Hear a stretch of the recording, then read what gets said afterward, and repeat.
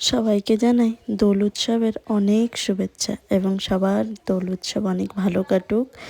তো hello everyone, আমি মল্লিকা, তোমরা দেখছো মল্লিকা ব্লগস। তো আজকে আমি তোমাদের দেখাবো আজকে সারাদিনটা আমি কিভাবে কাটালাম। তো আজকে প্রথমেই আমি রং নিয়ে বড়দের পায়ে দিয়ে তারপরে আমরা রং খেলা শুরু করে দিয়েছি।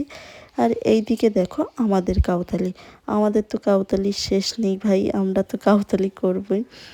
তারপরে আমরা কিন্তু ভাং বানিয়েছিলাম, তো একে একে সব ফল রেডি করে নিলাম এবং ভাংটা আর কি তৈরি করছিলাম, যা যা প্রসেস থাকে আর কি।